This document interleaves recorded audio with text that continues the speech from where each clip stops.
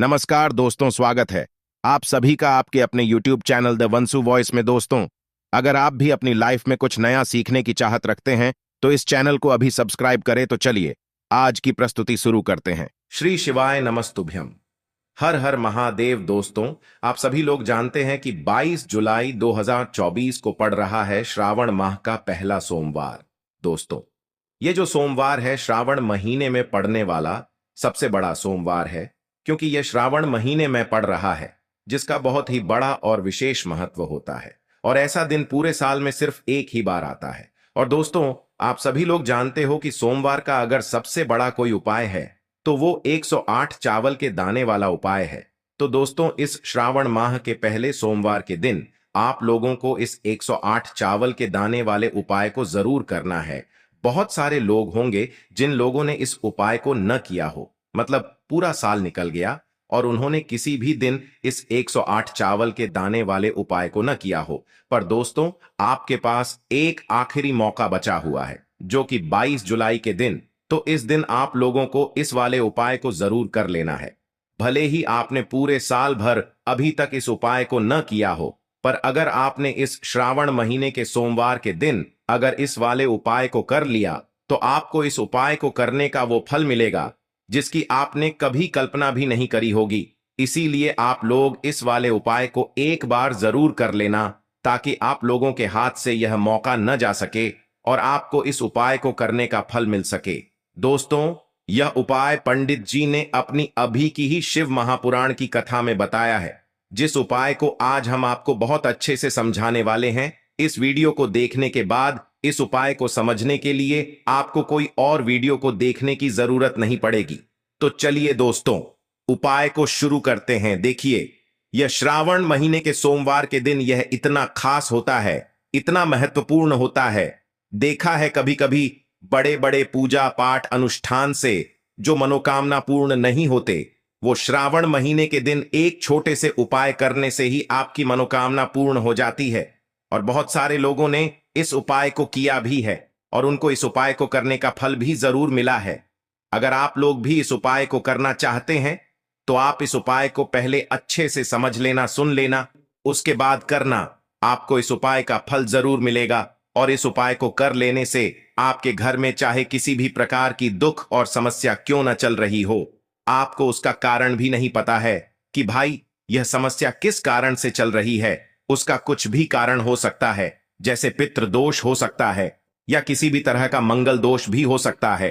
तो इस दिन आप लोगों को यह वाला उपाय कर लेना है। यह एक ऐसा उपाय है जिस उपाय को अगर किसी विशेष दिन पर किया जाए तो भाई उस विशेष दिन का जो है वह तो हमें मिलता ही मिलता है, पर हमने उस दिन पर इस उपाय को किया है तो हमें उससे भी बड़ा फल मिलता है और फल बहुत जल्दी मिलता है, क्योंकि आप इस उपाय को बहुत ही बड़े और विशेष दिन पर कर रहे हो। तो चलिए अब उपाय के बारे में बात करते हैं, लेकिन उससे पहले आप लोगों को यह जानना आवश्यक है कि आखिर यह उपाय किस समय करना है, किसको करना है और कैसे करना है।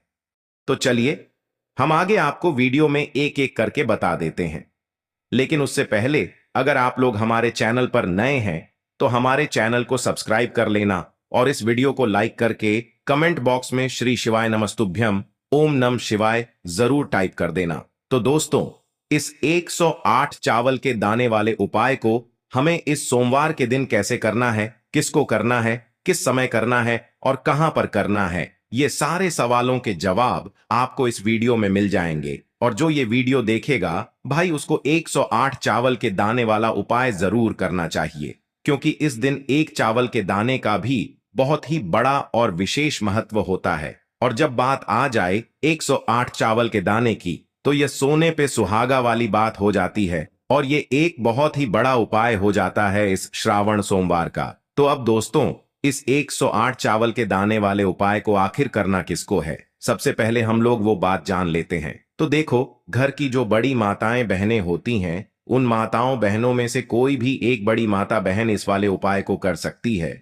और दोस्तों, अगर आप चाहें तो अपने घर में से सभी सदस्यों को भी इस उपाय को करवा सकते हैं। अगर किसी व्यक्ति की खुद की कोई मनोकामना है, खुद की कोई दुख और परेशानी है जो कि वह अपने लिए ही करना चाहता है, इस वाले उपाय को तो वह खुद अपने लिए भी कर सकता है। बाकी अगर कोई घर में से ऐसा है जो कि अपने पूरे घर परिवार की सुख और शांति के लिए ये वाला उपाय करना चाहता है, तो भाई वह भी कर सकता है। उसमें भी कोई दिक्कत वाली बात नहीं है।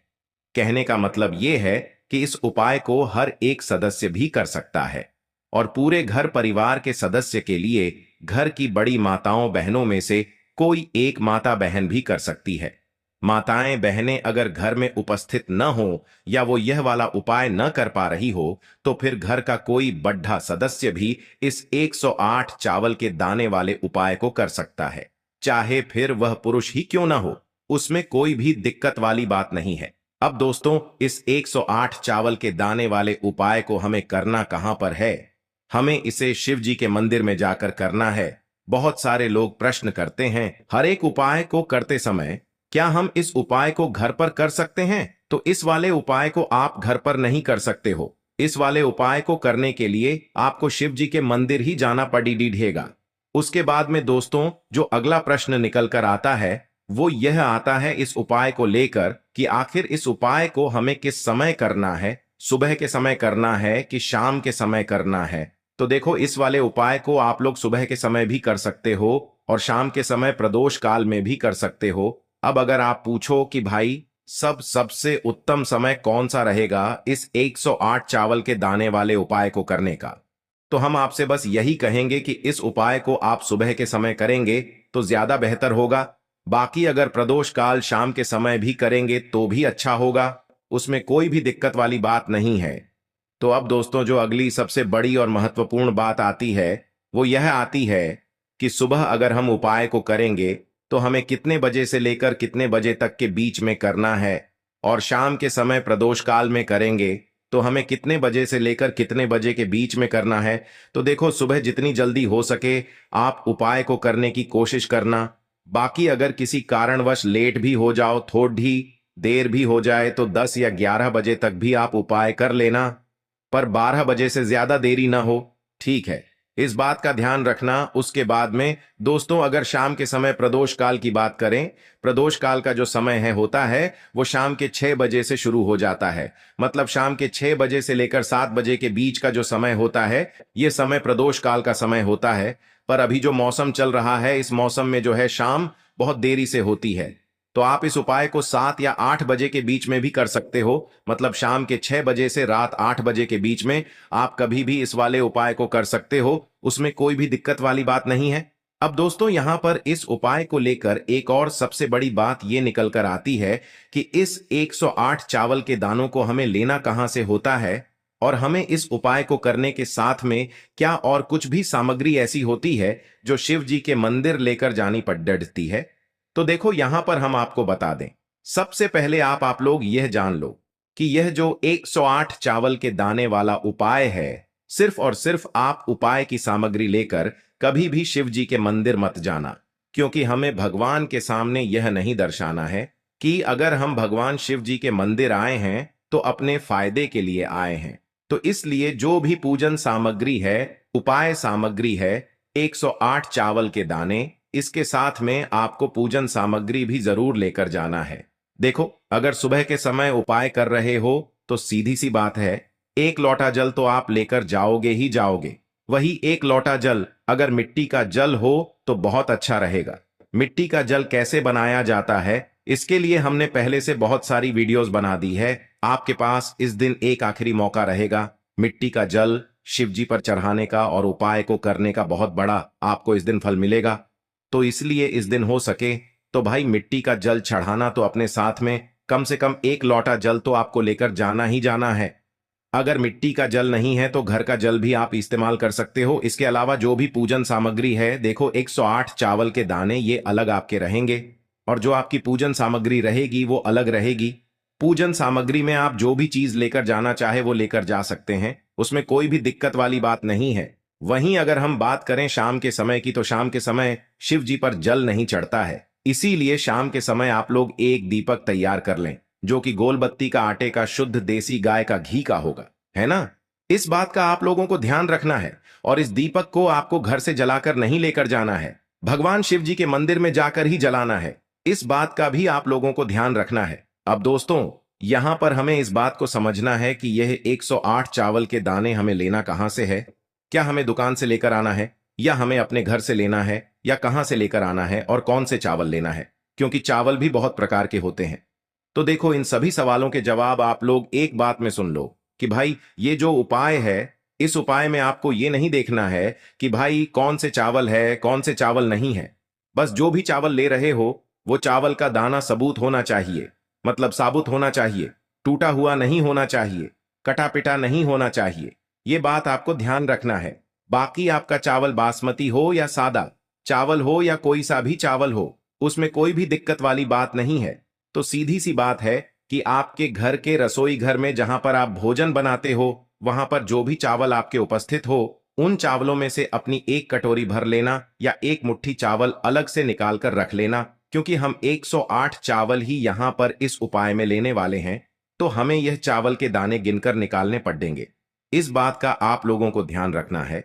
तो अपने उस चावल की कटोरी में से या चावल में से 108 ऐसे चावल के दाने आप लोग निकाल लो जो कि टूटे हुए ना हो, कटे पिटे ना हो, जिनमें कोई दाग न लगा हुआ हो, है ना।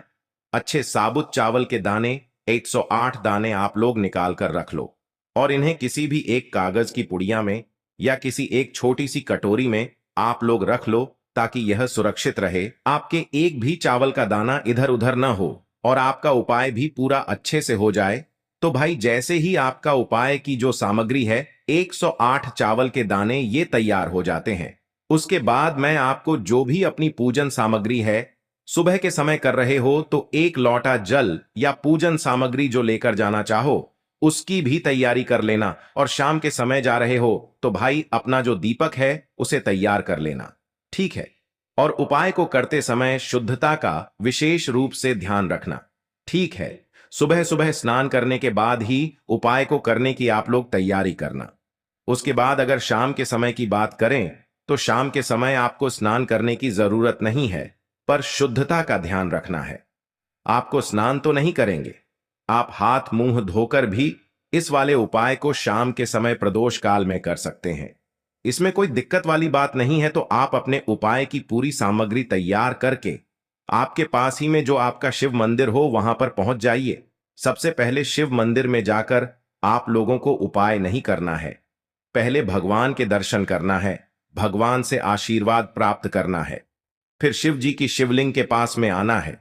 शिवलिंग के पास में आने के बाद आप जो पूजन सामग्री लेकर आए हुए हैं, जैसे कि सुबह गए हुए होंगे तो एक लोटा जल और जो भी पूजन सामग्री लेकर आए हैं आप उनसे भगवान शिव जी की पूजन कीजिए। सबसे पहले तो एक लोटा जल ही चढ़ेगा, उसके बाद में आपकी पूजन सामग्री चढ़ेगी। उसके बाद में अगर दोस्तों शाम के समय अगर आप इस उपाय को कर रहे हो तो अपने साथ में कम से कम एक जो दीपक है गोल बाती का जो आप अपने साथ में लेकर गए हो, उस दीपक को मंदिर में जाकर अपनी माचिस से जलाना है और उस दीपक को शिवलिंग के पास में रखना है, ठीक है। इस दीपक को रखने के बाद ही आप लोगों को अपना ये वाला उपाय शुरू करना है। और दीपक को ज्यादा पास में मत रखना, वैसे भी गर्मी पड़ रही है, भगवान शिव जी को आंच नहीं लगनी चाहिए, है ना। तो भाई जैसे ही आपकी पूजा अर्चना हो जाती है आप भगवान शिव जी को प्रसन्न कर लेते हैं। उसके बाद में शिवलिंग के पास ही में आप कहीं पर बैठ जाइए, सामने या आसपास जिस जगह पर आपको बैठना हो वहां पर बैठ जाइए और अपने वह 108 चावल के दाने अपने सामने निकाल कर रख लीजिए, क्योंकि अब यहां पर उपाय को यहां पर करने की आपको तैयारी करना है। और इस तरीके से जब आप उपाय करेंगे पूजन सामग्री करने के बाद, पूजन अर्चना करने के बाद, तो आपको उपाय का फल बहुत जल्दी और बहुत बढ़ा होकर मिलेगा। तो अपने 108 चावल के दाने अपने सामने निकाल कर रख लेना। और यह जो उपाय है यह आपकी सीधे हाथ की हथेली से होगा, इसलिए इस बात का भी विशेष रूप से ध्यान रखना है।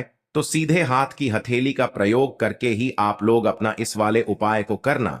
अपने सामने जो भी आपकी कागज की पुड्डियां है उसको खोल कर रख लो, या कटोरी है तो भाई उसे अपने सामने रख लो और अपने वह 108 चावल के दाने निकाल लो, ठीक है। उसके बाद में दोस्तों अब आपको क्या करना है कि शिवलिंग आपके सामने होगी तो आपने वह 108 चावल के दाने एक एक करके आपको शिव जी के शिवलिंग के ऊपर चढ़ाना है। कहां पर चढ़ाना है? शिवलिंग के ऊपर चढ़ाना है, और कहीं पर भी नहीं चढ़ाना है, आपको अपने हथेली से तो शिवलिंग के ऊपर चढ़ाना है। भले ही फिर वो अपने आप जलाधारी पर गिर जाए, या मतलब वहीं पर गिर जाए, उसमें कोई दिक्कत वाली बात नहीं है। पर आप चढ़ाओ शिवलिंग के ऊपर ही। तो आपको क्या करना है, अपना पहला चावल का दाना उठाना है, श्री शिवाय नमस्तुभ्यम बोलना है और शिवलिंग पर चढ़ा देना है। इसी तरीके से दूसरा चावल का दाना उठा है, शिवलिंग पर चढ़ाना है और मंत्र बोल देना है। और फिर तीसरा चावल का दाना उठाना है, श्री शिवाय नमस्तुभ्यम बोलना है और चढ़ा देना है। इसी प्रकार से आपको पूरे 108 चावल के दाने एक एक करके शिव जी के शिवलिंग के ऊपर चढ़ाना है और भगवान से प्रार्थना करते जाना है। मतलब प्रार्थना तो आपको आखिरी में करना है, पर हर एक चावल के दाने को चढ़ाते समय श्री शिवाय नमस्तुभ्यम जरूर बोलना है। उसके बाद ही में यह चावल का दाना शिवलिंग के ऊपर आपको चढ़ाना है। जैसे ही आपके 108 चावल के दाने शिवलिंग के ऊपर चयारच जाते हैं, तो भाई उसके बाद में आपको क्या करना है, भगवान से अपनी मनोकामना बोलना है। मनोकामना भी कब बोलना है, जब आपका 108 चावल का दाना आपके सीधे हाथ की हथेली में हो और आप उसे चढ़ाने के लिए जा रहे हो। श्री शिवाय नमस्तुभ्यम बोलकर उस आखिरी चावल के दाने को शिवलिंग के ऊपर चढ़ा देना और भगवान से फिर अपनी वह मनोकामना बोल देना, जिस मनोकामना के लिए आप लोग अपना यह वाला उपाय कर रहे हो। जिस भी दुख और परेशानी के लिए आप लोग अपना यह वाला उपाय कर रहे हो, उसके बाद में जैसे ही आप अपनी मनोकामना बोल देते हो, आपका यह वाला उपाय पूरा हो जाता है। पर दोस्तों, उपाय को करने के बाद आप लोगों को 2 मिनट भगवान शिव जी के मंत्र का जाप जरूर करना है। और मंत्र का जाप करने के बाद भगवान से एक और बार प्रार्थना करना है अपनी मनोकामना के लिए, या अपनी जो भी दुख और परेशानी है उसके लिए। इसके बाद में आप लोग भगवान को देखकर भगवान से प्रार्थना करके उनसे आशीर्वाद लेकर वहां से उठ सकते हैं और अपने घर पर जा सकते हैं। बस दोस्तों, यहां पर यह वाला उपाय पूरा हो जाता है। इस तरीके से जो भी व्यक्ति छोटी छोटी चीजों का ध्यान रखते हुए इस 108 चावल के दाने वाले उपाय को करेगा, निश्चित सी बात है उसे उसकी मनोकामना जल्द ही पूर्ण होगी और जो भी दुख और परेशानी है वो भी बहुत ही जल्दी दूर होंगे। आशा है आज की प्रस्तुति में बताई जानकारी आपको अच्छे से समझ आ गई होगी। प्लीज हमारे चैनल द वंसु वॉइस को सब्सक्राइब करें। धन्यवाद।